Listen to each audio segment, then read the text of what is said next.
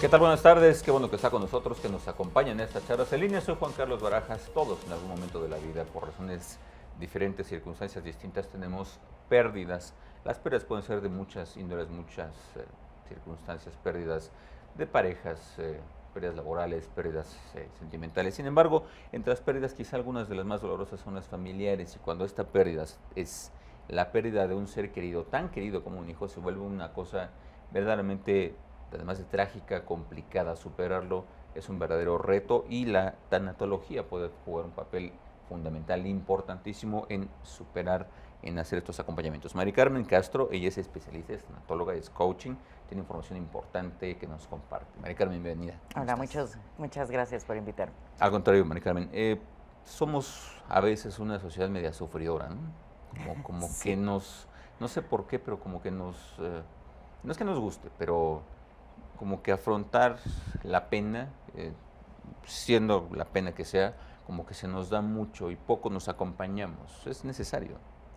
Sí, es necesario vivirla, es como una herida que hay que cicatrizar. O sea, siempre les menciono que eh, la naturaleza humana es tan sabia que nuestro cuerpo sana de igual manera que las heridas emocionales, igual, ¿no? Ujú, Si tú ujú. tienes una herida pequeña, bueno, pues necesitas desinfectar para que esto sane. Sí, Sí, pero si tú tienes una cirugía de corazón abierto, sí, requieres de más tiempo y de más sí, cuidado. más cuidado, y Entonces, se lleva eso es un lo mismo, tiempo así mayor. es. Y aquí es lo mismo, ¿no? Si tu herida es o tu pérdida es pequeña, pues en unos días, en unos meses pasará, pero si tu herida es profunda, hay que esperar más tiempo. Y tienes que vivirlo, porque si no Ujú. corres el riesgo de que se infecte, de que se Mm, pudra. de que se Sobre estanque. todo, exacto, sobre todo en nuestra cultura. Hay Claro. culturas donde ven la muerte y las pérdidas de otra manera, Sí. pero en nuestra cultura sí tenemos que sanar y cicatrizar esas heridas. ¿De dónde sale la tanatología, pero como esta cosa, y me parece muy positiva, muy buena, de tratar de acompañar, de ser empático con quien tiene una pérdida? Eh, Porque antes era así, nada más uno Sí. pues se arreglaba como podía, y si uno lo superaba, pues qué bueno, y si no, pues también. Bien, la tanatología, una de las pioneras la pionera de la tanatología fue la doctora Elizabeth Kubler-Ross. Ujú, Ella hizo varios estudios, pero empezó con esta parte de la muerte única y exclusivamente, de la muerte física. ujú. De hecho, ella hizo sus estudios con enfermos terminales. Y Sí. nosotros en este afán de querer encontrar respuestas a todas las pérdidas, nos lo llevamos a todas las demás pérdidas. O sea, emocionales, laborales. Todas, divorcio, jubilación, migración, cambios organizacionales, o sea, Sí, cambios sí, dentro, sí. cualquier cambio, La partida de los cualquier hijos, cambio. del hogar Todo, familiar, todo todo, esto, ¿no? ¿no? Sin embargo, bueno, los estudios más recientes nos han llevado a la resiliencia y esto ha venido a ser un cambio Ujú. con respecto a todas las etapas que había mencionado la doctora Kubler-Ross. Esto no quiere decir Pero con la que doctora, lastimos. ¿de qué año hablamos, más o menos?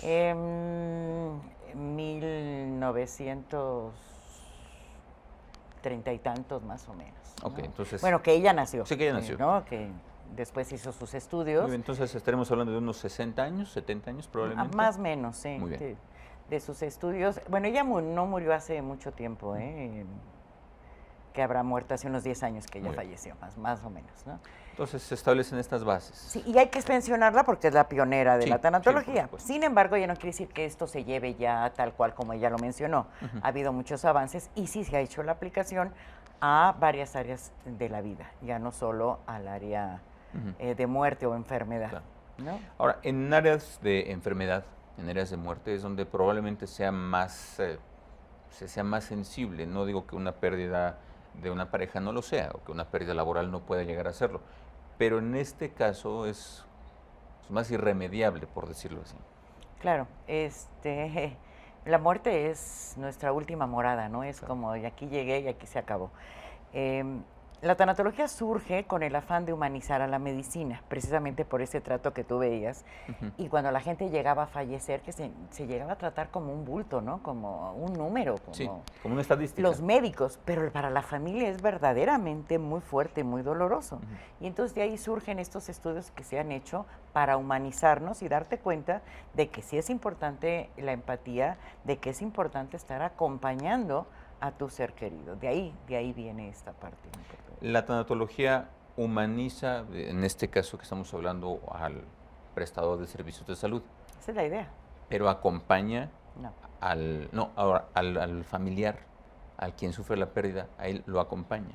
No, la idea es, los médicos es recomendable que tengan esta formación Muy bien. para humanizarse y ser empático y demás. Sin embargo, los tanatólogos son los que acompañan después a la familia y también hay tanatólogos especializados en el bien morir, que ayudan a la persona a morir. Yo formo, por ejemplo, coaches tanatológicos.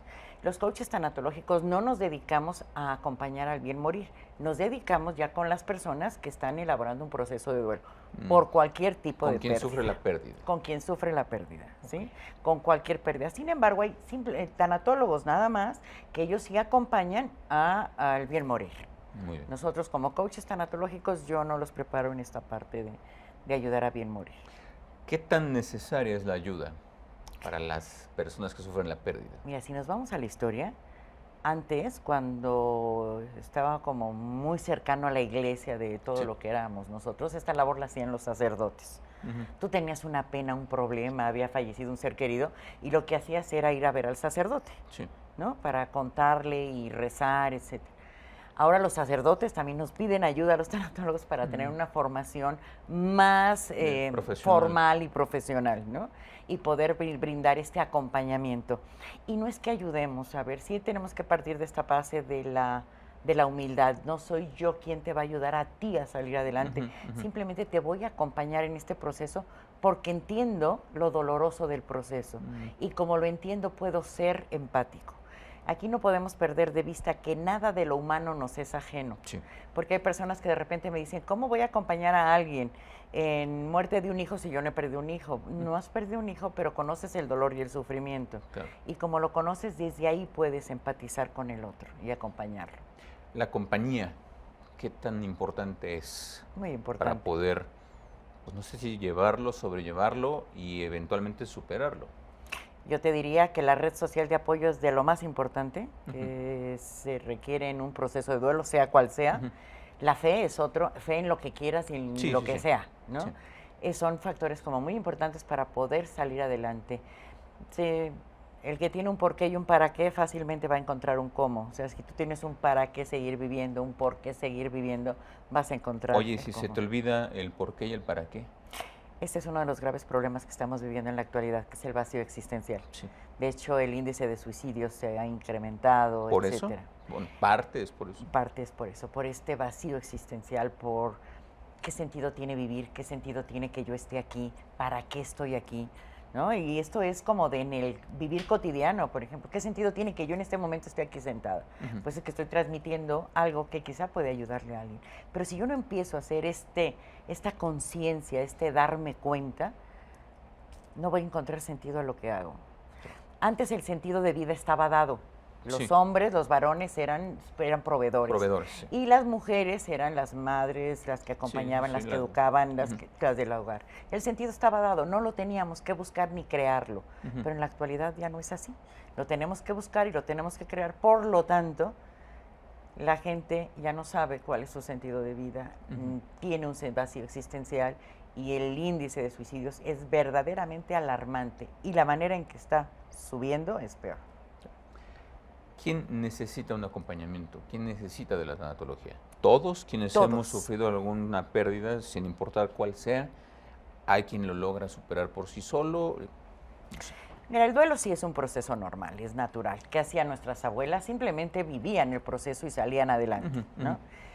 Sin embargo, en esta sociedad consumista, donde lo único que nos ha dicho, hedonista, donde nada más nos han dicho vive, vive, disfruta y ten éxito, nadie nos ha enseñado que en la vida existe el dolor y el sufrimiento.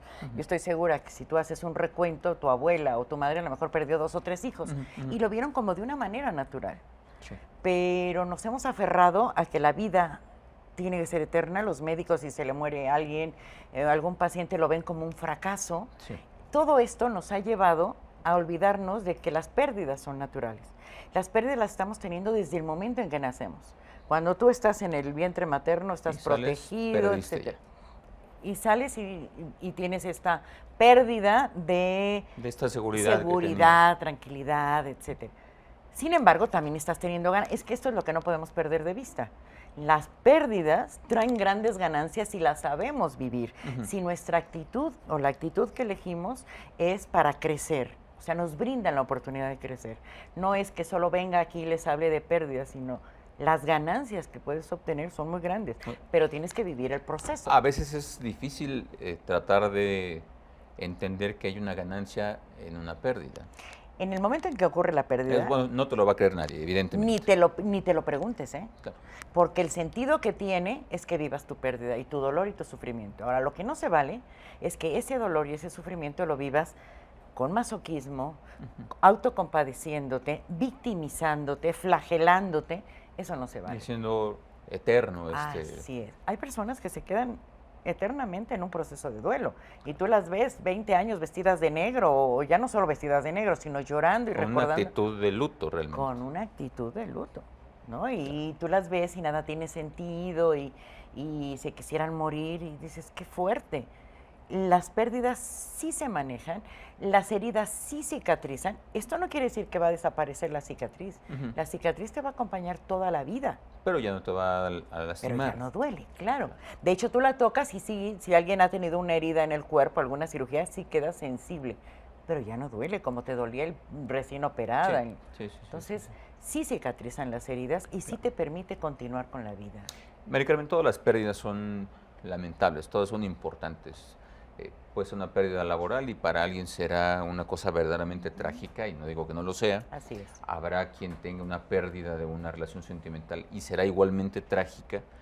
Sin embargo, las pérdidas de seres queridos, de familiares por causa de muerte, son muy duras. Muy duras. Y creo que todo el mundo coincidirá en que son de las verdaderas tragedias de la vida de cada persona. En nuestra cultura. En nuestra cultura, claro. En nuestra cultura, porque si tú vas a Estados Unidos, los hijos, por ejemplo, y dentro de las pérdidas de los seres queridos, también depende, porque ¿cuál será más importante en nuestra cultura? Un hijo, ¿no? Sí, por supuesto. En Estados Unidos, las estadísticas nos dicen que la muerte de una buena pareja.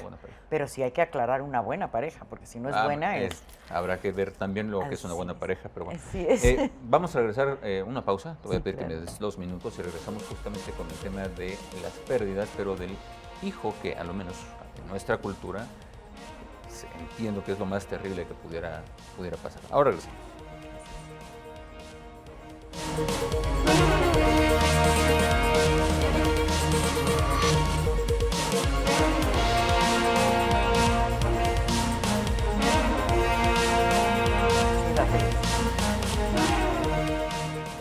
Estamos de regreso en esta charla en línea platicando sobre los acompañamientos, cómo poder superar una pérdida, la tanatología, todo lo que nos ayuda, lo que nos facilita, las herramientas que nos da para poder hacer frente a una pérdida.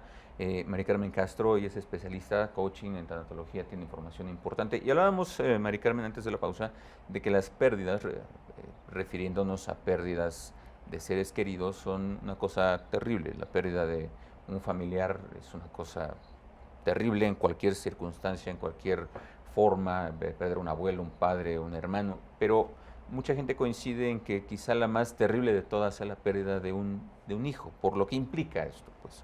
En nuestra cultura. En nuestra cultura, sí. En nuestra cultura sí es. Porque a la mente humana es ilógico. Sí. La mente humana dice, lo lógico es que se vayan los grandes, los mayores. Eso no lo hace menos feo, pero es razonablemente lógico. Así es. Por eso digo, a la mente humana es ilógico, sí. Es inaceptable. Por eso es tan difícil la muerte de un joven o de un niño, ¿no? Es muy fuerte. ¿Cómo se enfrenta? ¿Cómo, sobre todo cuando esta llega de súbito, cuando no hay un proceso de una enfermedad donde, pues lamentablemente hay un desenlace predecible, por decirlo de alguna manera? Esto que mencionas es muy importante porque también el cómo tiene mucho que ver. Sí. Porque si es un hijo que lo ves que está sufriendo, que la está pasando mal, que está enfermo. Es una enfermedad larga. Llega un momento en que quizá digas que descanse, por favor, ¿no? Sí, claro. Pero si es algo súbito, es muy fuerte. Yo te diría que las personas que he conocido, con las que he trabajado, y la manera en que han sobrellevado esta pérdida de un hijo es a través de la trascendencia. ¿Qué es esto? Es ayudando a otros seres humanos. A otras personas que están en su misma situación.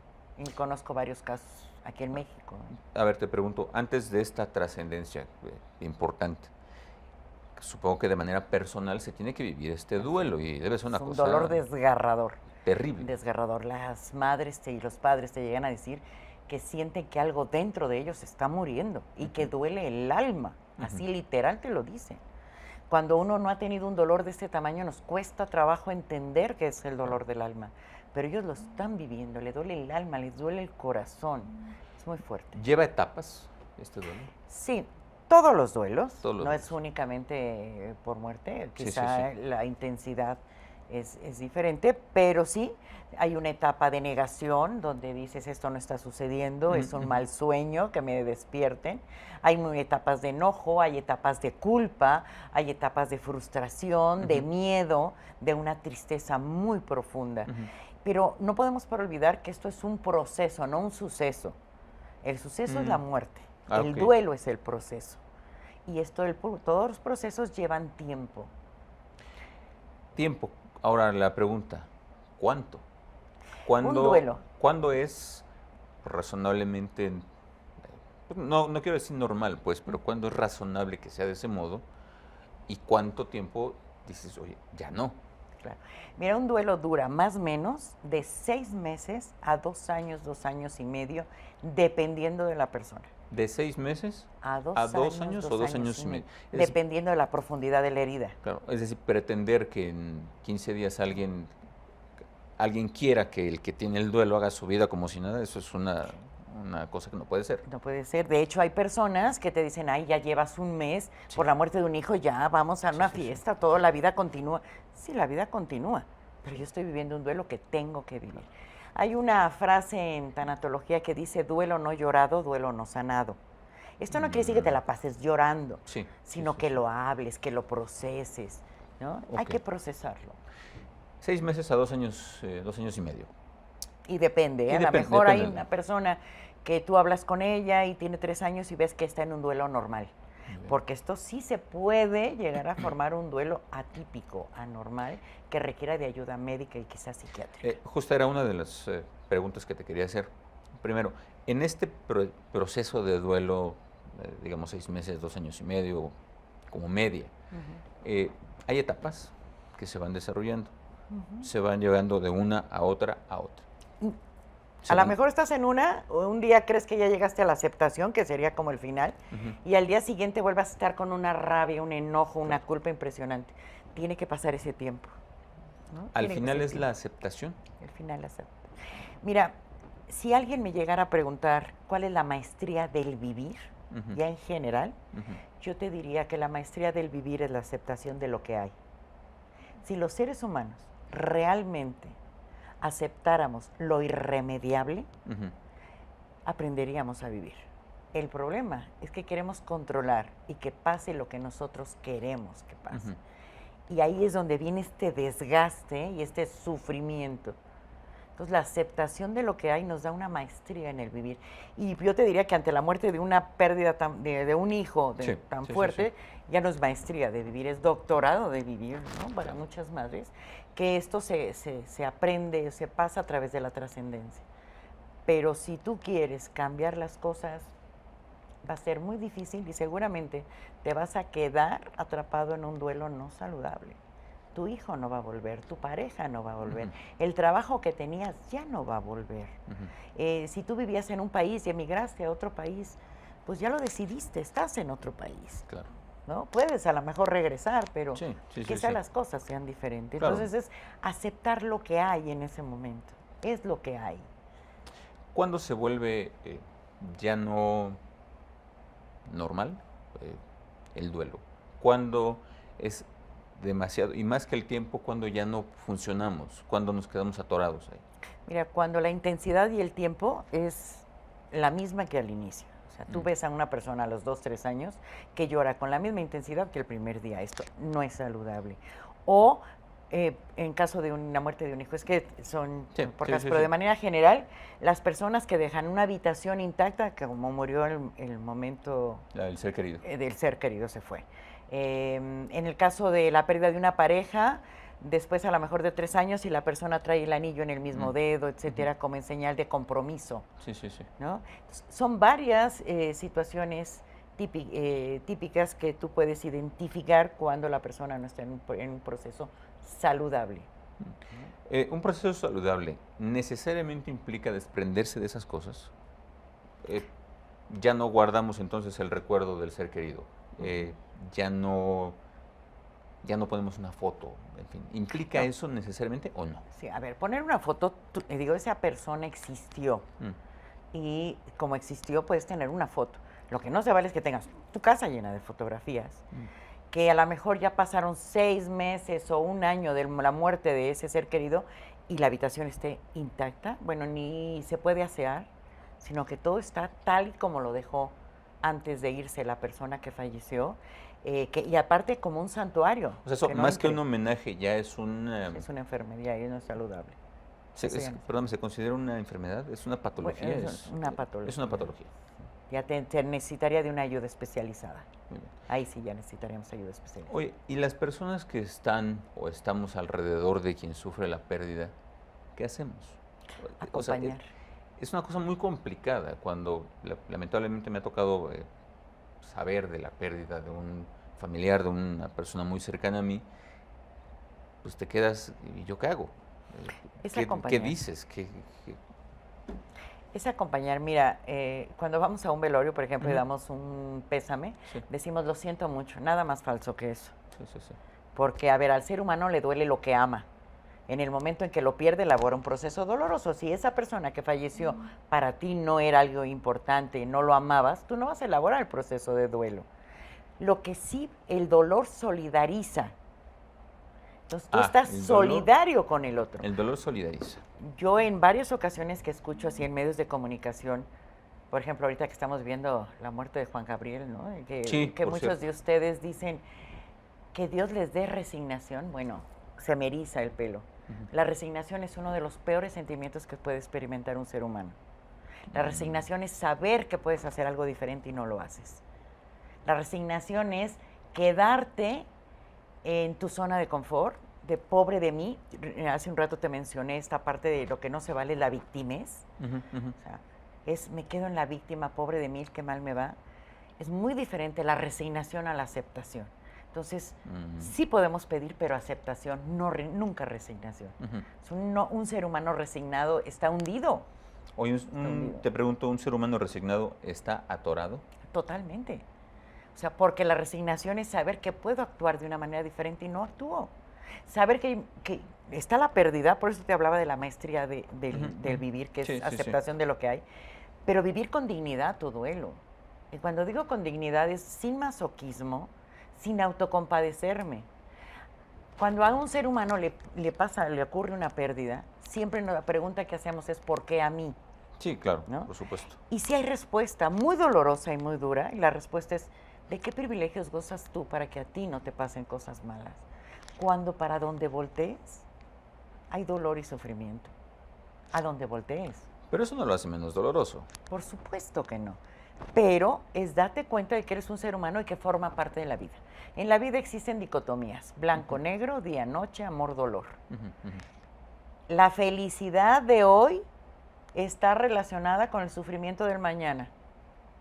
Eso que hoy te hace feliz, ese hijo, esa casa, ese auto, ese trabajo, ese viaje. Esa pareja. Esa pareja que hoy te hace feliz, mañana puede ser la causa de tu más grande dolor. Es como un precio de vivir. Y hay que entenderlo así. Y hay que entenderlo, que cuesta trabajo, difícil. Cuesta trabajo.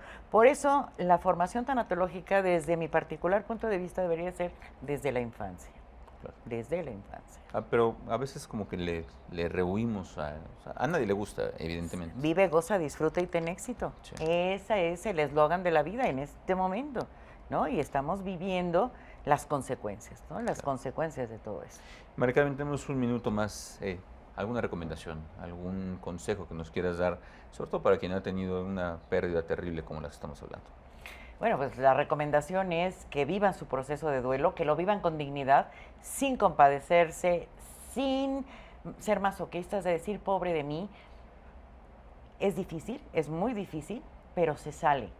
Y la idea es salir crecidos, pero viviéndolo de una manera digna. Acepta las emociones que no son agradables, acéptalas, escúchate. Si en ese momento tienes ganas de llorar, llora. Si tienes ganas de ir al cine, ve al cine. Si tienes ganas de ir a una fiesta, ve a una fiesta.